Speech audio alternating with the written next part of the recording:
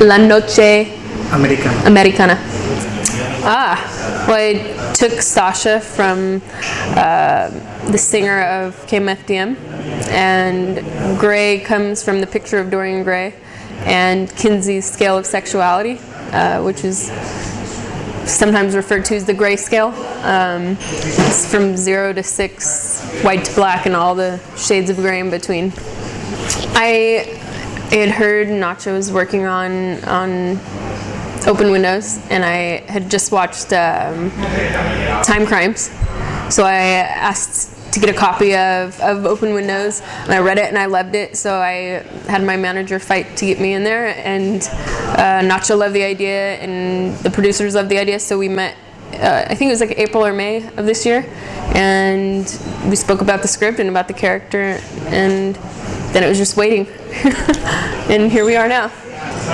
The idea of our relationship with celebrity and who we think people are, and how we identify ourselves with those people is an ever-evolving thing, and the identity Jill has created with her people, her agents, and her managers, and her publicists, is something that she now hopes to change. She's had a very successful career, but she doesn't feel respected.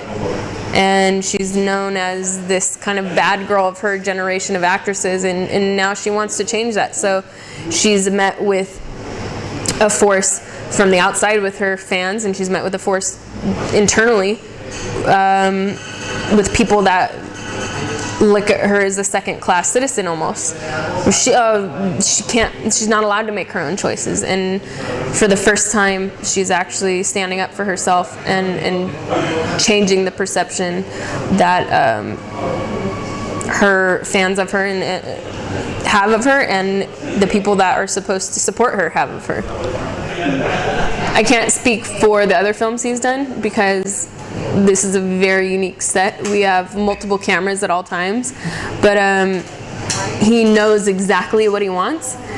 So it's nice because he can come up to you and say, like, well, no, this has to be this way because of this camera over here. So it's you don't feel lost in that sense of, well, why are you telling me to do this? Like, does it actually relate and work within the context of the character and work within the context of the story? So it's good, and you know, I'm not afraid to kind of stand up and ask questions or maybe challenge what he's saying. But because of the way we're shooting this film, once you make a choice, you kind of have to stick to that choice, and there's not a whole lot of room for change because of the multiple cameras and because it's shot in real time. But that being said, he's also tried to let us change things as much as we can within that structure. So it's cool.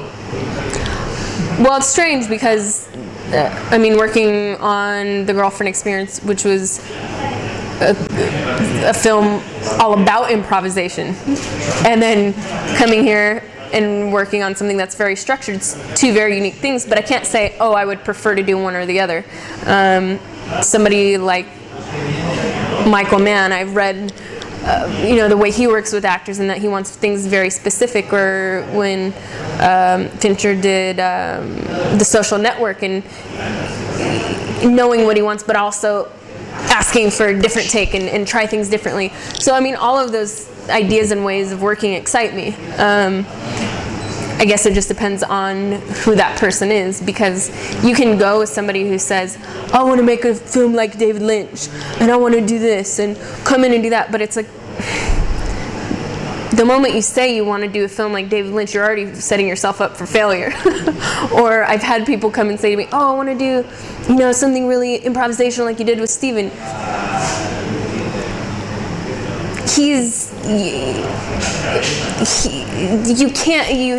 gotta prove to me that you can work in that context, because shooting that film, it was shot completely out of sequence, and he made choices as he edited the film after a day of shooting. So I like it all. I think it just depends on the relationship you have with the filmmaker and whether you can trust them or not. I like to see a filmmaker's previous work before I decide to even read a script, and to know it's something that I like and that they're capable of telling a story. If it's somebody that maybe I've never heard of before, but if it's a bigger project, finding a character that is an outlet for my expression, and now obviously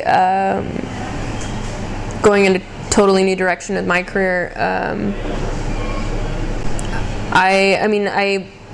I look for a strong female voice, and that's what I'm most interested in right now.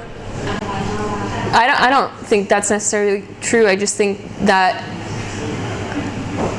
some contemporary Spanish films are maybe more accessible to larger audiences.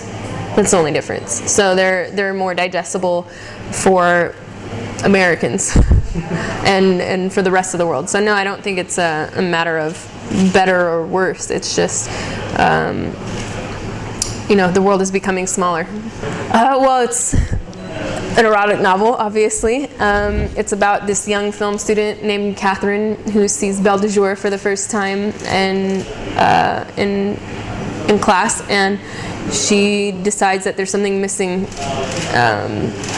in her sex life, and that there's more she wants to explore and discover. And through this, she becomes involved with the Juliette Society. That's all I can say now.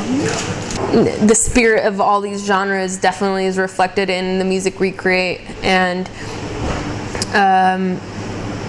most recently the jazz component has been part of the way we've been recording, and maybe starting with something that's spoken word and finding a rhythm to the guitar or to a synth, and that's something we really had hoped to experiment with on stage when we just played our first show in Poland, but our singer wasn't able to make it out, so it changed the dynamic, but the inspiration and the spirit was still there for sure. Hola, la nocheamericana, this is Sasha Gray.